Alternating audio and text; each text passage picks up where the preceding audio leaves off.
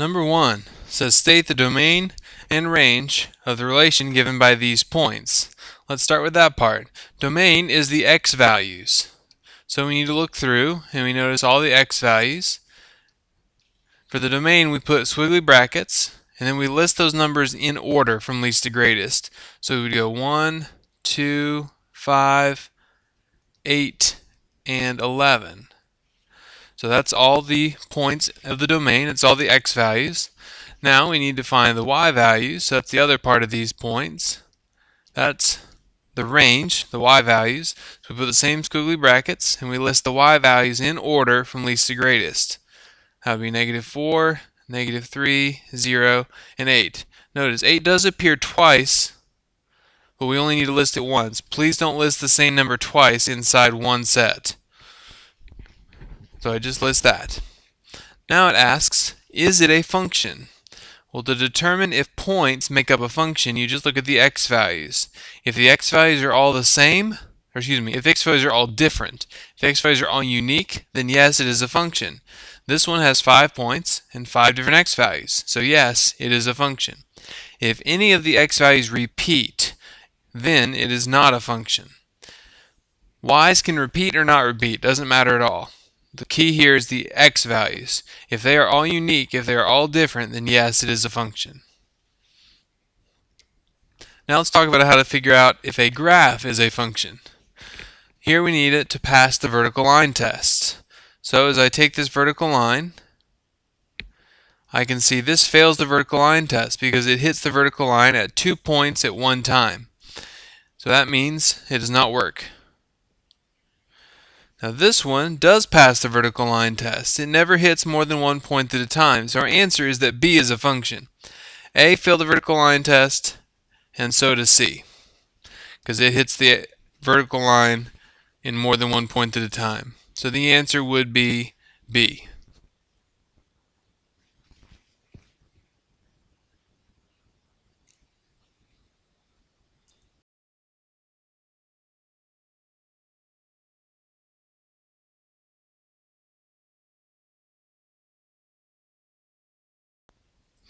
Now in number 3 it says find g of 5 if g of x is equal to x squared minus 9x plus 4. So what that's telling us to do is plug 5 in for x. If you look at it, it's almost like we're just substituting. We did have x in there, now they want us to put 5 in there. So we put 5 in for x. We get 25 minus 45 plus 4. So when you compute all that, you should get -16.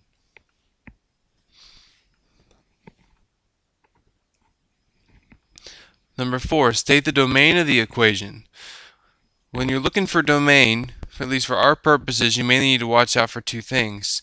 One of them is that you cannot equal 0 in the denominator. There's another one we'll talk about in number 5, but we got to make sure the denominator does not equal 0. So I'm going to set the denominator not equal to 0, because it can be anything else, it just cannot equal 0. We're going to need to factor this one to find out where it does not equal 0, or where it would equal 0, so we can cancel that out. So things that are multiplied to be 12 add up to 4, we get plus 6 and minus 2. So for this one, as we set each of those equal to 0, we would get that x cannot equal -6, and x cannot equal +2. So x cannot equal those two numbers because those two numbers make the denominator 0. Part B is the same. We take the denominator and set it not equal to 0 because denominators cannot equal 0, and then solve for x. So for this one we get x does not equal 5/2, or you can say x does not equal 2.5 if you prefer. Like I said, there's two things to consider, and as we look at number 5, we see the other one. So first of all, we cannot have 0 in the denominator. Second, we cannot have a negative inside of a radical. Well, inside of an even one. So square root, fourth root, sixth root cannot have a negative inside it. So that means we need 6x plus 5 to be greater than or equal to 0. Because it can't be less than 0, because that would make it negative. But it can be greater than or equal to 0. Square root of 0 is fine. So I subtract 5 from both sides. and divide both sides by 6. So I get that x, in order for this to work as a function, has to be greater than or equal to -5/6. Now for part B, we have both issues happening to us at the same time. We know x plus 1 can't be negative because it's inside of a square root, but it also cannot be 0 because it's in a radical. So this time we just do x is greater than 0. So here's the big picture. You set denominators not equal to 0. You set radicals greater than or equal to 0. You set radicals in the denominator greater than 0. Again, we can't be negative because it's a radical, can't equal 0 because it's in the denominator. So we just solve that for x, and we get that x is greater than -1.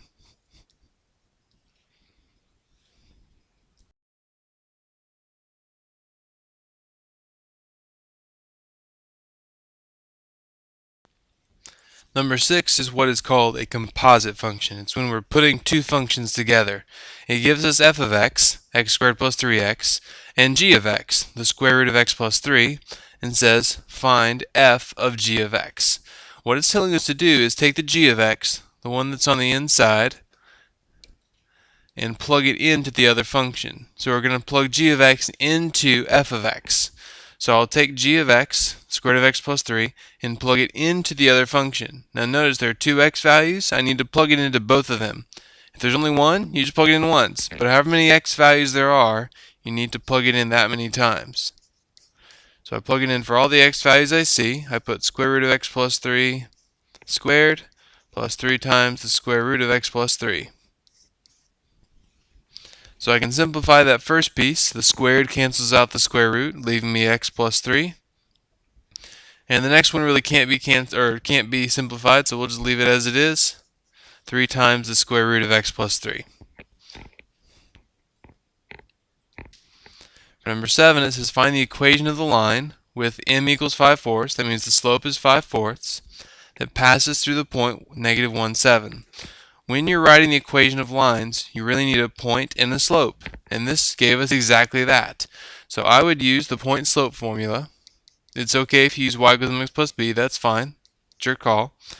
And I do y minus the y value, which is 7, equals m, which is the slope, 5/4, x minus the x value, minus a -1 is +1. So then I just have to simplify and solve for y.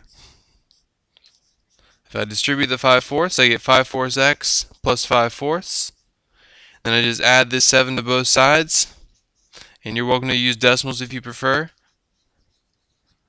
But this will be 5/4 plus 33/4 or 8.25. Either way is fine as far as the way you write it.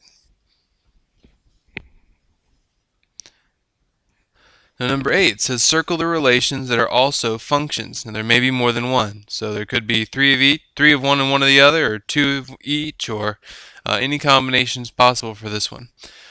So when it comes to functions and equations, you basically have three things that make it not a function as far as we're concerned. First, if y has an even exponent. If y has an even exponent, then it's not a function. Or if y is inside absolute value, then it's not a function. Or if there's no y at all, then it's not a function. So these three things tell us, no, it's not a function. So as I look at A, I know it's not a function because we have a 3y squared. So because of that, this is not a function. Y has an even exponent. B, we have y inside absolute value. So it is not a function either. C does not have a y value. It's a vertical line itself, so that's not a function. D, however, is a function. Y does have an exponent, but that's okay as long as that exponent is odd. We just can't have it with an even exponent. So D is a function.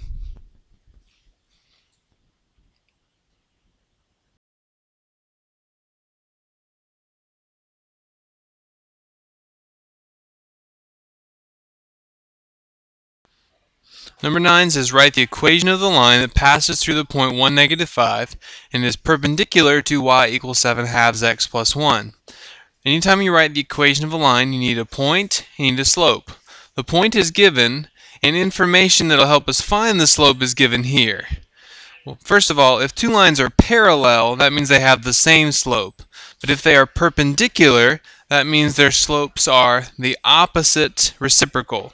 So that means we flip the fraction over and change its sign to a negative. So our slope is negative 2 over 7. So we have a point and a slope.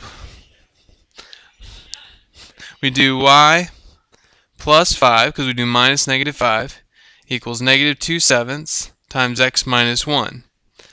Then we just simplify. Distribute the negative 2 sevenths and subtract the 5 from both sides. So what you'll get as the final answer is y equals negative 2 sevenths x minus 33 over 7. Number 10 is going to be the exact same process. We have a point and we're given information over here to find the slope. For the perpendicular, again, parallel would just be the same. So if the two lines are parallel, that one has a slope of negative 1/3, so would our line have a slope of negative 1/3. Parallel means same slope. Perpendicular means is the opposite reciprocal. So we have negative 1/3, we would need to flip it over and change it to a positive. So the slope would be positive 3. So I would start with my line and then plug in y plus 9 equals 3 times x minus 1. And then we distribute the 3 and subtract the 9 from both sides. So we'll get y equals 3x minus 12.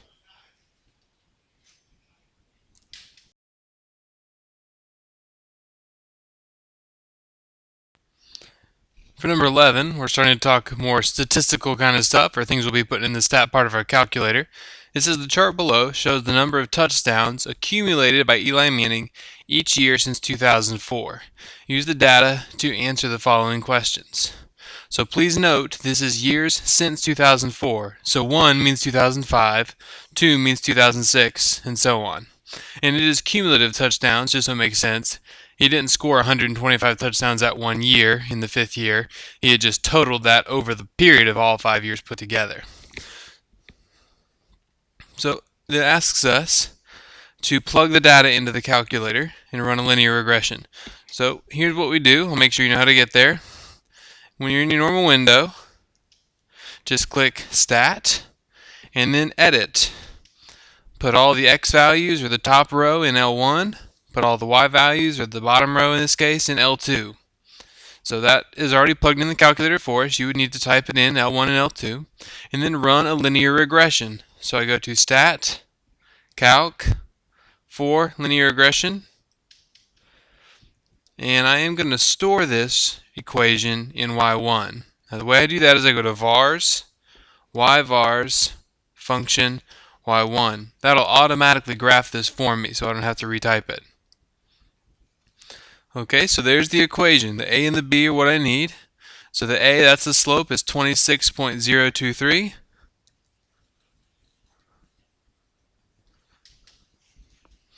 And then the b, the y-intercept, is negative 0.107.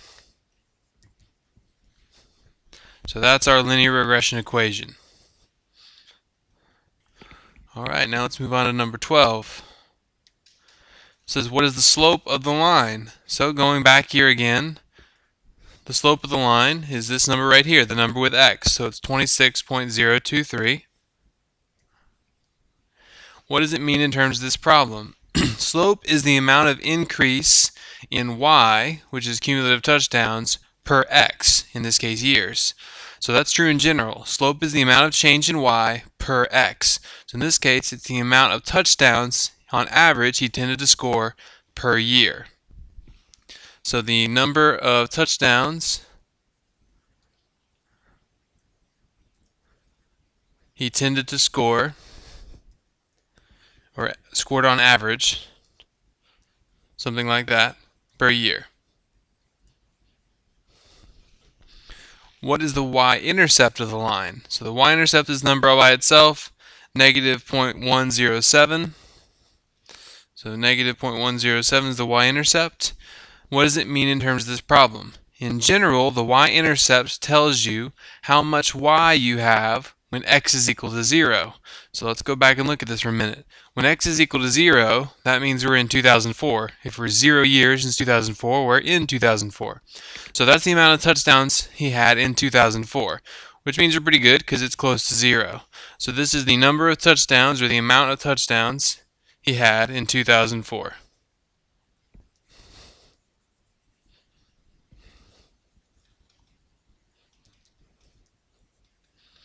So again, in general, the y-intercept is the amount of y when x equals 0. And then it says, what is the correlation coefficient for this data? So I want you to look at the r squared. So the r squared here, you can see it in the calculator. You need to make sure this is turned on. Just so you know how to do that, go to Mode, go down to the second page, and where it says Stack Diagnostics right here, make sure that is turned on. So let's make sure we see it. Our r squared is 0.996. 0 should be there. There we go. 0.996 is our r squared. So does this imply a strong or weak correlation? This implies a strong correlation. Anything above 0.9, you want to get as close to 1 as you can. So anything above 0.9 is strong. Number 15, use your line of best fit, your answer in part A, to predict the number of touchdowns that Eli will have accumulated in 2014.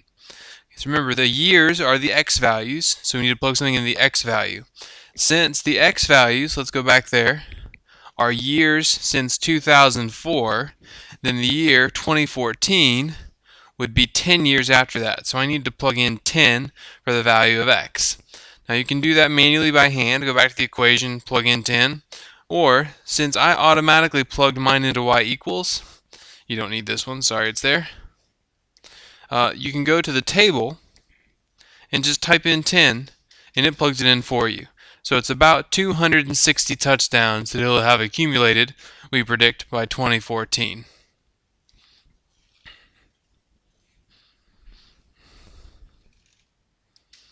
Now in 16, we're talking about piecewise functions. It says use the following piecewise function to find the given values.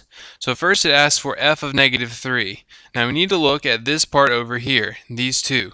These tell us where we plug it in. Negative 3 is less than negative 1, so that means negative 3 should go in the top equation. So we do 4 times negative 3 plus 1, which is negative 11. For part B, we're supposed to plug in negative 1. So we use the top one again because this is where x is less than or equal to negative 1. So I plug negative 1 in there, and that should give me negative 3. Now for C, we have f of 2. 2 is greater than negative 1, so that means it goes with the second one. So we plug it into the second equation, or the bottom equation. Plug in 2 squared minus 5, so that's 4 minus 5, that's negative 1. And for the last one, 5 is also greater than negative 1, so that means we plug it in the second, or the bottom equation. We put 5 squared minus 5, and our answer is 20.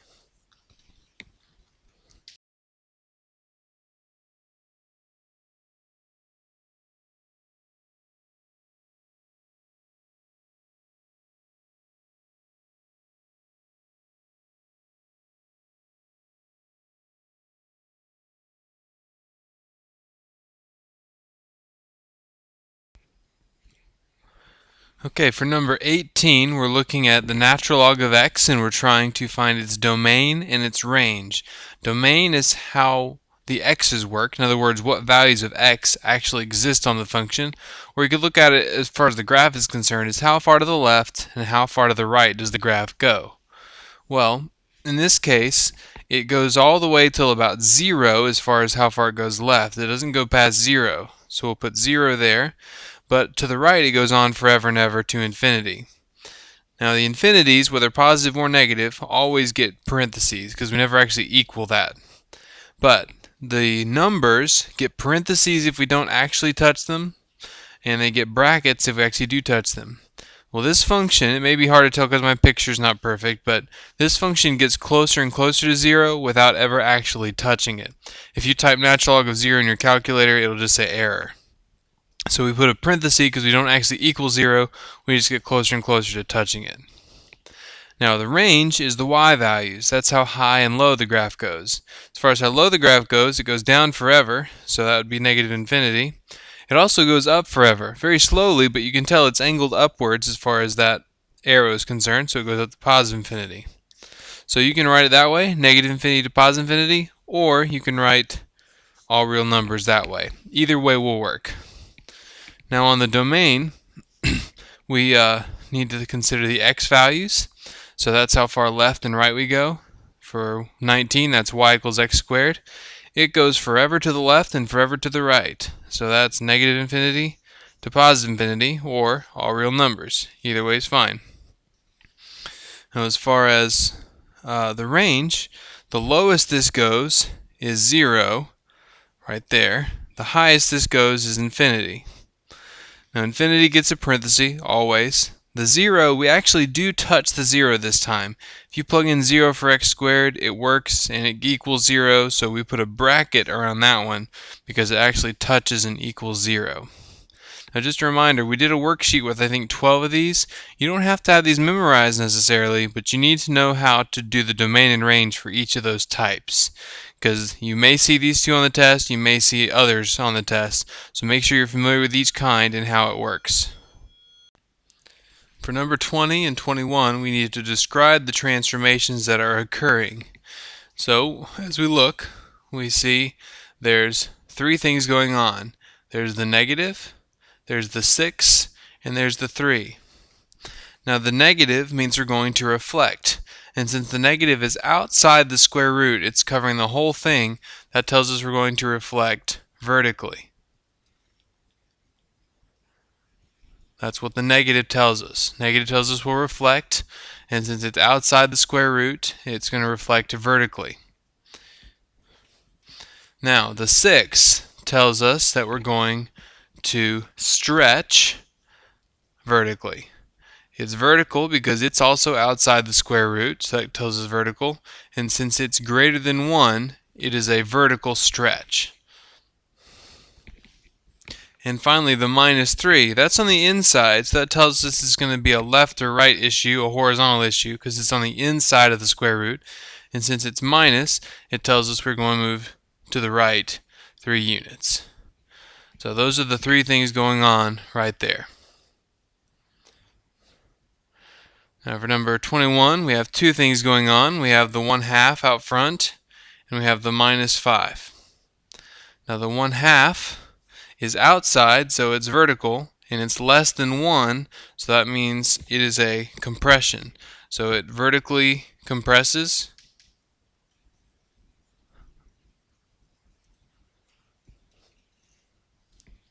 And the -5 is outside the brackets, the greatest integer function. So it's outside, so that also tells us it's vertical. That means up or down. Since we're subtracting, that tells us we're moving down 5 units.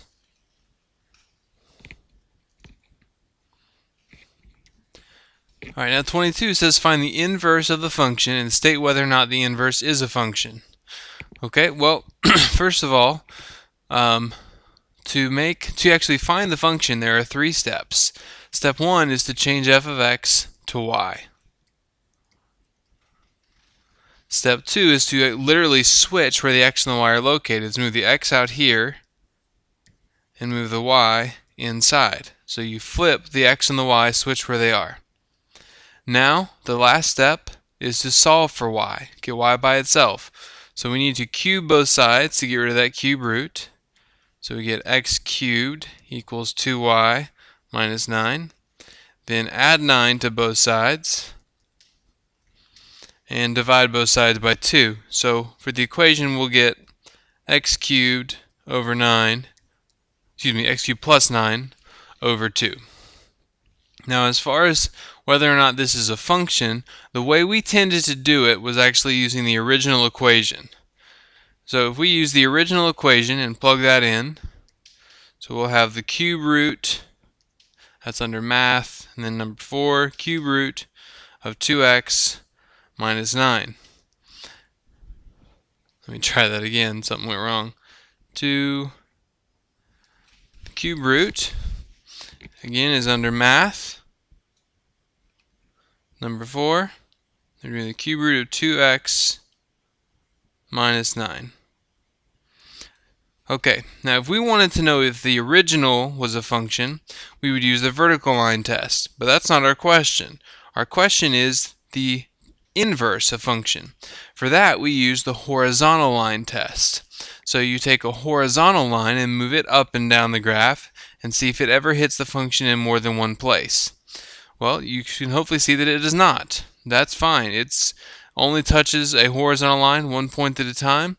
So the original and the inverse, in this case, is a function. Passes the vertical line test, that tells you the original is a function. Passes the horizontal line test, and that tells you that yes, the inverse is also a function. Okay, so our little typo here for questions 23 and 24. Where do the following equations have discontinuities, if any? What kind of discontinuities are they? For one like 23, we need to factor. So I'm going to factor the top. That's going to be x minus 4 and x plus 4. And for the bottom, we'll have x minus 4 and x plus 10. Because that multiplies to be negative 40 and adds up to positive 6. So discontinuities happen anywhere that the the denominator is equal to 0. So the first piece, x minus 4, would be 0 when x equals 4. X plus 10 would be 0 when x is equal to negative 10. So those are the two places the discontinuities happen. Now I have to decide what kind they are.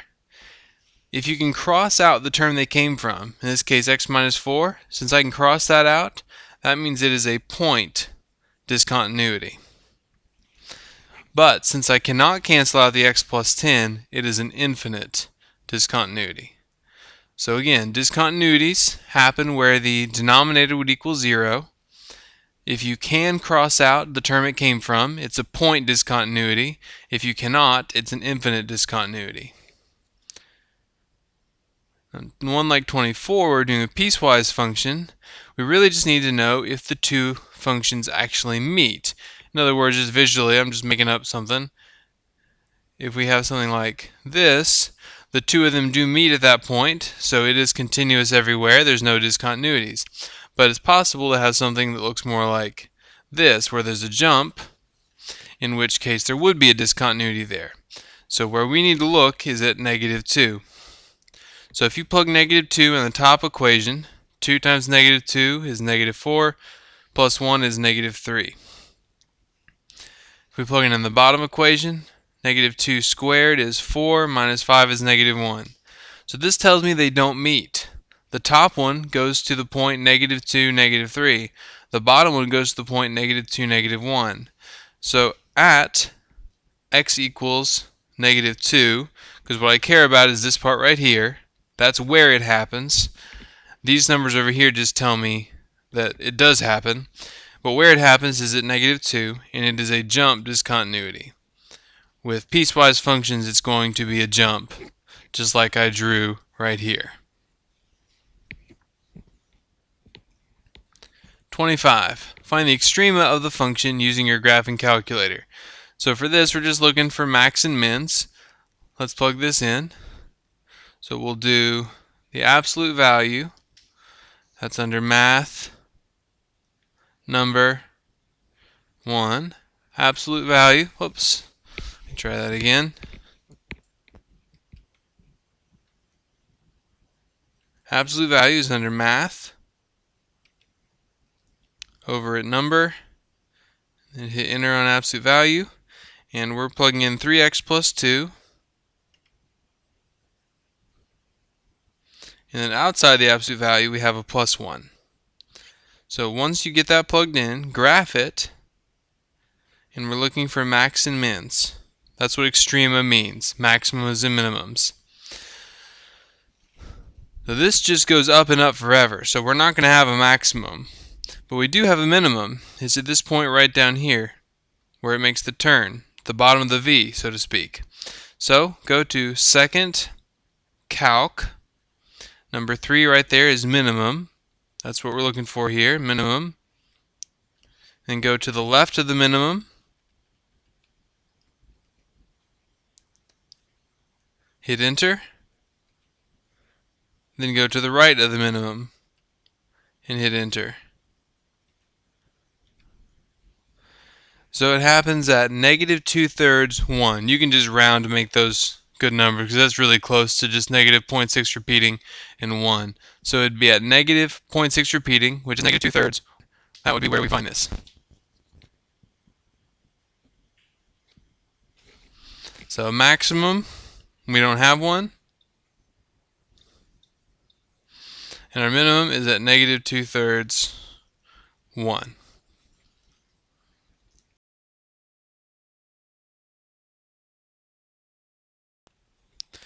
Now in number 26, we're told to find all the vertical and horizontal asymptotes. So we'll start by talking about the vertical asymptotes. Vertical asymptotes are found at the values that make the denominator 0, but not the numerator. So let me show you. If we factor the bottom, which you should do, we can pull out an x, because both pieces have that in common, and then we can factor that farther to make it x, and then x minus 2, x plus 2. Now there are 3 values that make the denominator 0. 0 would make this first piece 0, 2 would make the middle piece 0, and negative 2 would make the last piece 0. However, x equals 0 would also make the top 0. I mean, you plug 0 in for x is 0. So that one is not used. If it makes both the top and the bottom 0, then it's not a vertical asymptote. But the other 2 are vertical asymptotes because they make the bottom 0, the denominator, but not the top, not the numerator. So that's how you find vertical asymptotes. Horizontal asymptote, you need to focus on the exponents. If the exponent is biggest on the bottom, then the horizontal asymptote is y equals 0. If the exponent is biggest on the top, then there is not a horizontal asymptote. There's none at all. And if the exponents are the same, like let's say I had 2x squared minus 5 over 3x squared plus 4x, the biggest exponents are the same on this one, and in that case I would just use the coefficients, so the horizontal asymptote would be at y equals 2/3. But for ours, the exponent is biggest on the bottom, so the horizontal asymptote is then 0. Now we need to divide this one. Thankfully with this one we can use synthetic division, so we start by whatever will make the bottom 0, which would be negative 2. And then we use the coefficients, which would be 1, 2, and negative 7. I start by bringing the 1 straight down. Then I do negative 2 times 1, put it right here. 2 plus negative 2 is 0. Negative 2 times 0 is 0. Negative 7 plus 0 is negative 7. So I get 1x plus 0, and then 7 or negative 7 is my remainder. So my answer is just x minus 7 over x plus 2. Because since it's the remainder, it does have to go over the original denominator.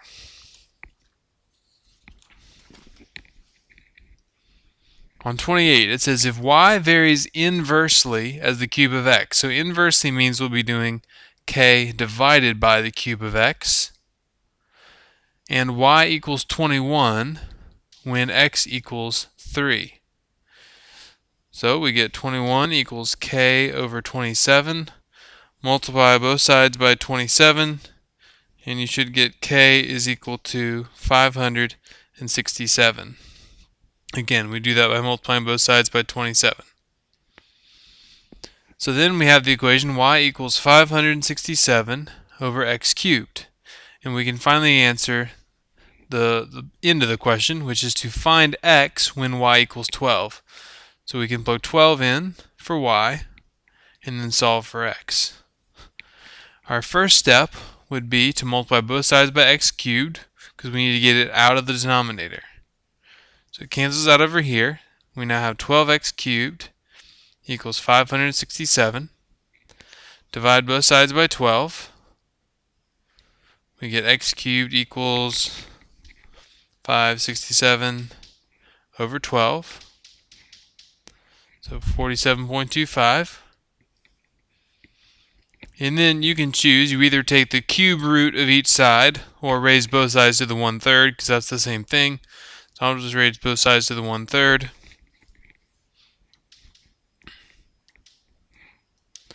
And that gives us 3.615. So x is equal to 3.615.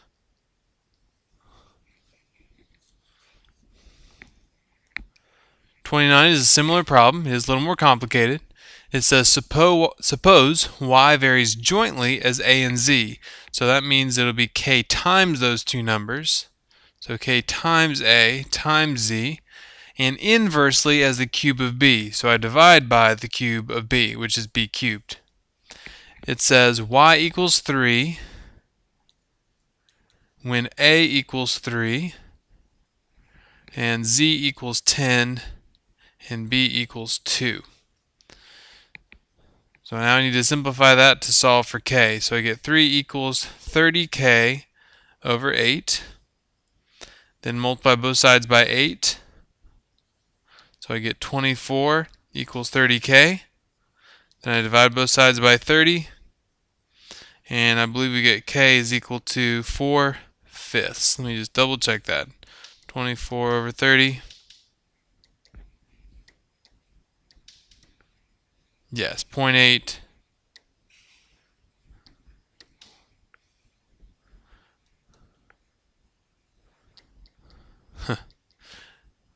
I'm pretty sure I'm right. Just want to double check.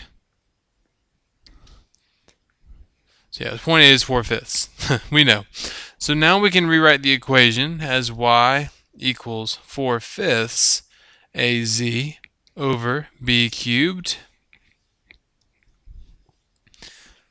And now we can answer the last part of the question, which says to find y when a equals 4, z equals 20, and b equals 4. So we put in 4 for a, 20 for z, and 4 for b. And we can just type all that in our calculator and see what it equals. 4/5 times 4 times 20 divided by 4 cubed. Or you can just say 64 because that's equal to 4 cubed. And we get 0.1. Oh, I plugged that in wrong. Sorry, it should be times 20. Let me try that again. I thought that was a little off. Finally, there should just be 1. Make sure you type in your calculator correctly. There we go. 20 is the value for z. So this is equal to 1. Number 30, is 2 a root of this function? To find out if something is a root, you need to just plug that number in. If when you plug that number in, the result is 0, then yes, it is a root. If the result is anything else, anything that's not 0, then it's not a root. So one of the quickest ways to do it is to just plug the equation into y equals x cubed plus 2x squared minus 4x minus 8. And we'll just delete this one because we don't need it. Go to the table, and we're wanting to plug in 2 to see if 2 is a root. So we'll just type 2, hit enter, and we do get 0. So yes, it is a root because when we plug it into the function, it equals 0. So yes, 2 is a root. Number 31, determine the leading coefficient, the degree and the leading coefficient for the following equation. So the degree is the biggest exponent that we see. Now be careful, this is one example. They don't always put things in the order they normally do. So we just need to not worry about just the first term, but look at all the terms and pick the biggest exponent. That would be 3. So the degree is 3. The degree is just your biggest exponent. The leading coefficient is the coefficient in front of that biggest exponent. So it's -7. 32 says use the discriminant to determine the number and type of roots for each of the following quadratic equations. So we just have one quadratic equation. We need to find out a, b, and c. A is the number in front of s squared, so that's just 1. B is -5, and c is 9. For the discriminant, we do b squared minus 4ac. You do need to have that in your memory. B squared, that would be -5 squared minus 4 times 1 times 9. And if we compute that, you should get -11. Now the rule is, if the discriminant is negative, which it is here, then we have 2 imaginary roots. Just as a refresher, if the discriminant was equal to 0, then we would have 1 real root. If the discriminant was positive, we would have 2 real roots. But when it's negative like it is here, we have 2 imaginary roots. Now let's go to factoring. Now notice it says solve. So not only are we going to factor these, but we're going to solve for x. And I'll show you what I mean.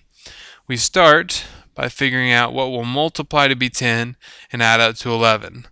That would be 1 and 10. And we need to actually set both of those equal to 0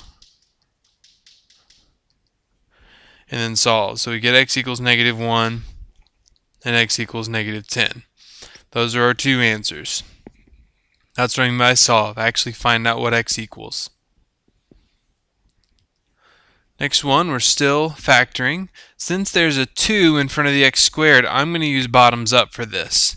So the way bottoms up works is you set it up similar to the one we just did. Just put x's in front and then multiply the first number times the last number, 16. So we need something that will multiply to be 16 and add up to -17. Well, that would be -1 and -16. But we're not done here, because we have to take care of the fact that there's that 2 out front. So to take care of that, we have to divide both the numbers we just picked by 2. So whatever number is out front in front of the x squared, that's what gets divided. Now 1/2 is already simplified, can't do any more, so we have to bring the bottom. Oops, sorry about that.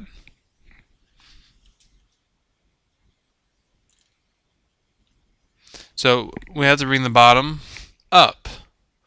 We get 2x minus 1. And over here, 16 over 2 does reduce. It's just equal to 8. So we don't have to bring the bottom up because it reduced away. So we get 2x minus 1 and x minus 8. We set both of those equal to 0.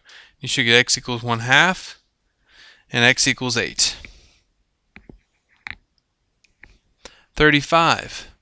This time we are factoring, but you need to make sure you pay attention and see if there's anything the terms have in common, because that's actually all there is to factoring this one. We look at these two terms and figure out what they have in common. Both of them have 4 and both of them have x, so we can factor out 4x. That leaves an x for the first term and a 3 for the second term. We set both of those equal to 0, and we'll get that x equals 0 and x equals -3.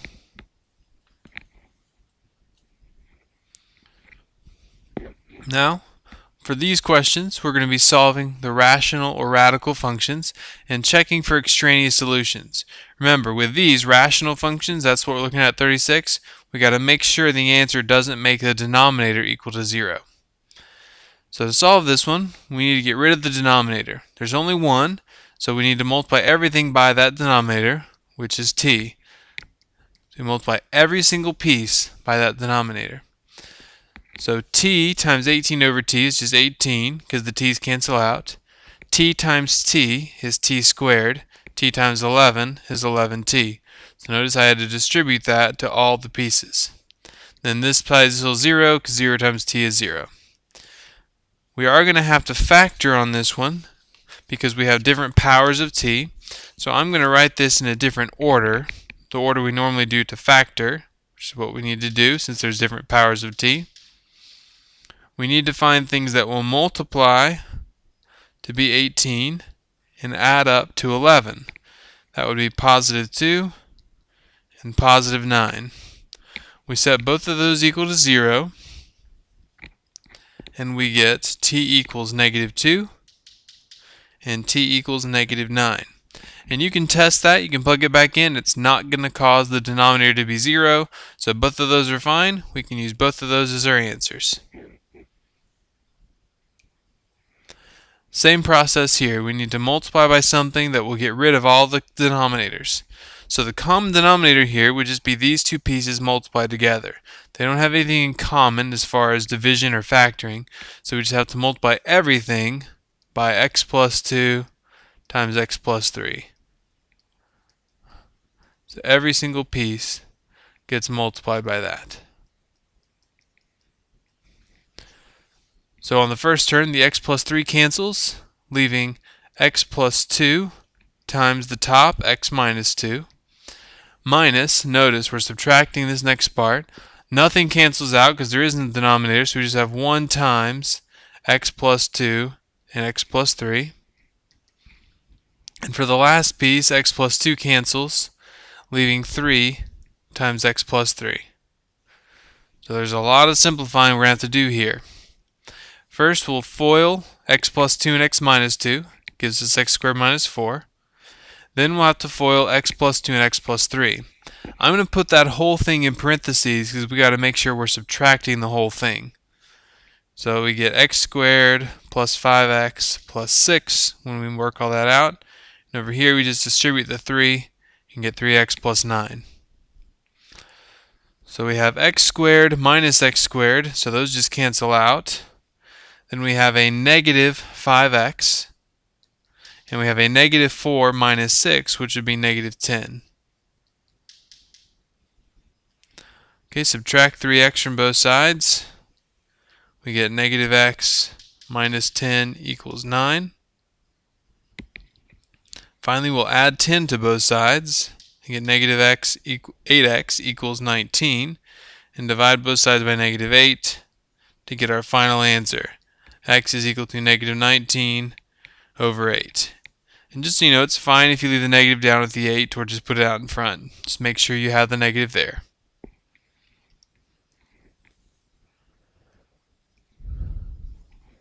Number 38.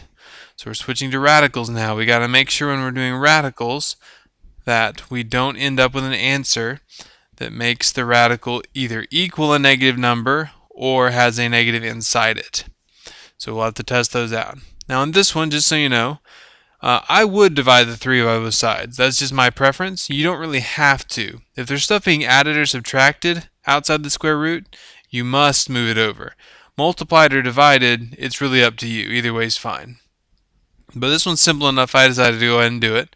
Divided both sides by 3. Now to get rid of the square root, I square both sides, and I get 9 equals b plus 7. Subtract 7 from both sides, and I get b is equal to 2.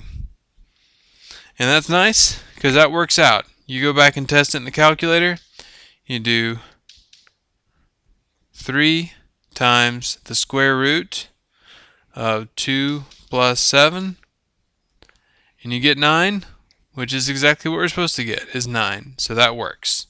B is equal to 2. Okay, now this one has radicals on both sides. We will square both sides. That cancels out the square roots, leaving us with 7x minus 8 equals 3x plus 15. So I'll subtract 3x from both sides, get 4x minus 8 equals 15. Then add 8 to both sides, get 4x equals 23. Then divide both sides by 4 to get 23 over 4 as the answer. Now you can test that. You can plug 23 over 4 into both x's on both sides, and it works out just fine. Both sides do equal each other.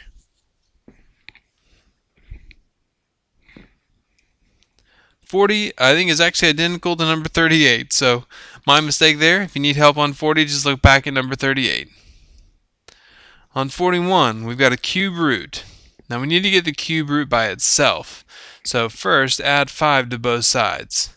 That gives us the cube root of 5x plus 3 equals 3. And then we cube both sides to get rid of the cube root. So on the left side, the cube root and the cube cancel out, leaving just 5x plus 3. And on this side, I have 3 cubed, which is 27. So now I subtract 3 from both sides, get 5x equals 24. Divide both sides by 5, and I get my answer 24 over 5.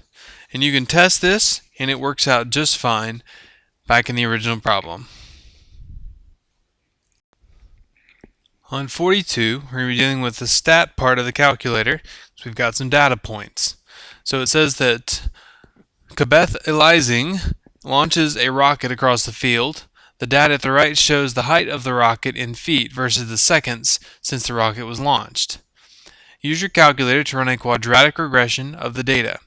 Write the equation your calculator gives you below and round the constants to 3 decimal places. So first we got to plug in the data. I want to make sure you know how to get here. You just click on Stat, then you click on Edit. Plug in all the times, the left column in L1.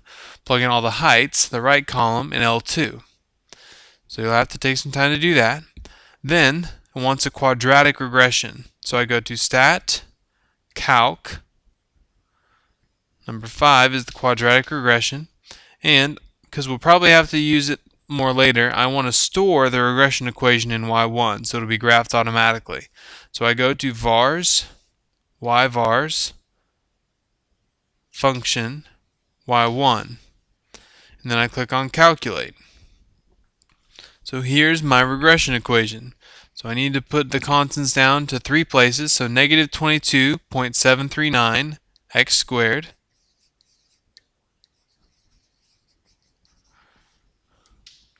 and then 85.490 x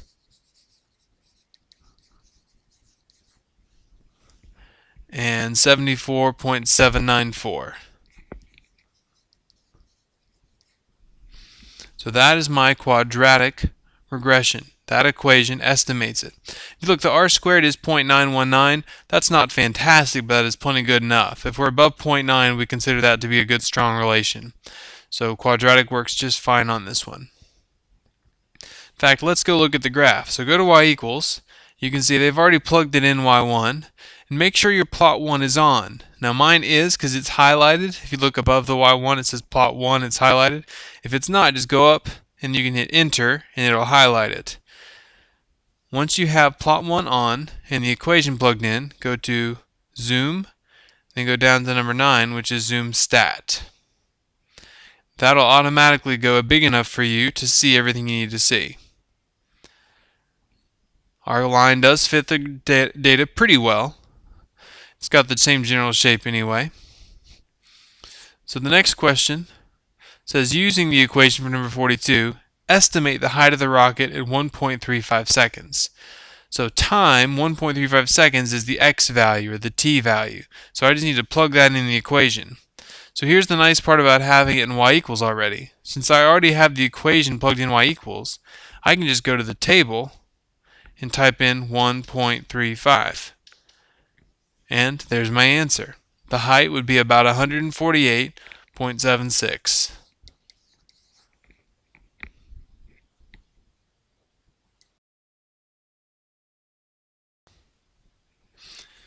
(44) says express using rational exponents. Rational just means fraction, so it's fine to have fractions. We need to start by changing the square root to an exponent of 1/2. So I'll just rewrite the bottom and raise it all to 1/2. And when I have an exponent outside the parentheses like that, I have to just multiply it by the ones on the inside. So I'll do 1/2 times 5 and get a to the 5 halves. 1/2 times 7 and get b to the 7 halves. And that's really c to the first, so I do 1/2 times 1 and get c to the 1/2. And that would be my answer. I've changed it from a root to exponents. Again, the word rational just means fractions are good. For 45 is to simplify this. Again, when we have an exponent outside parentheses like that, we need to put it inside all of these, or apply it to all of these on the inside. So we get 3 to the 4th power, and then we have a, 5 times 4 is 20, B, 7 times 4 is 28. Now you shouldn't just leave it as 3 to the 4th. You can put that in the calculator if you want to. 3 to the 4th power is 81. So our final answer would be 81, a to the 20th power, b to the 28th power.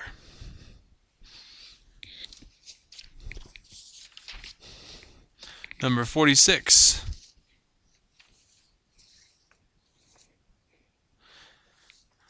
We have y cubed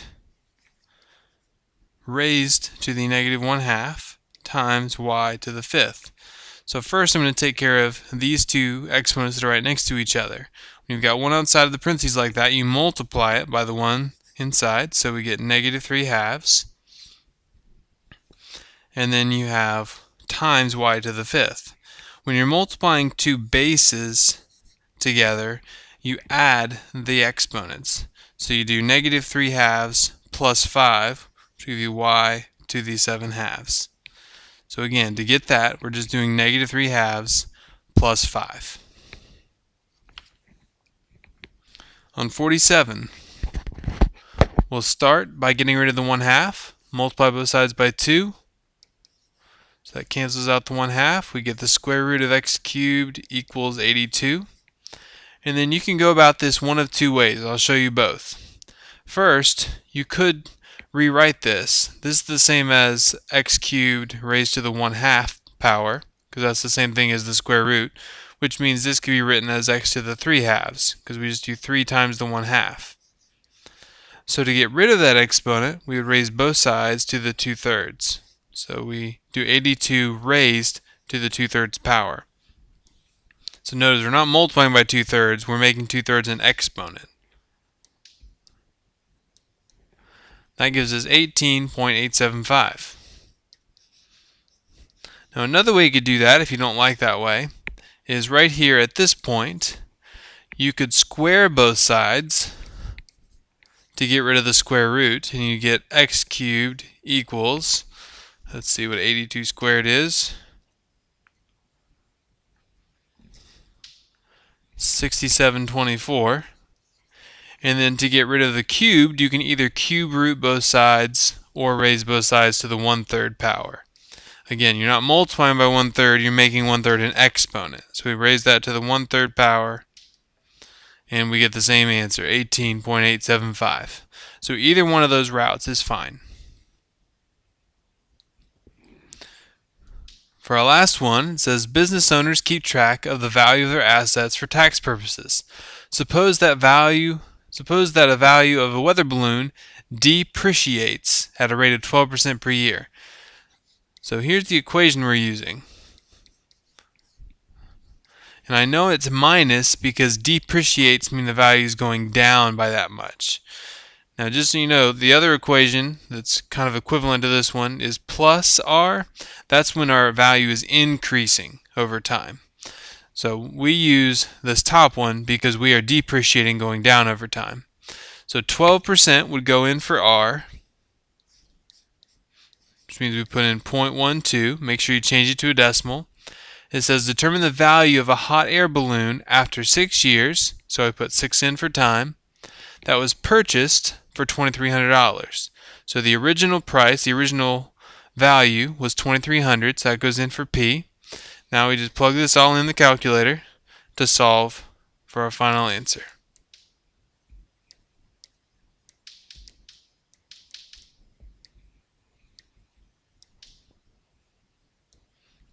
So we get $1,068.13. Okay, that's all of it. You guys study hard, try these again, watch this again if you need to. Do your best. You'll do great.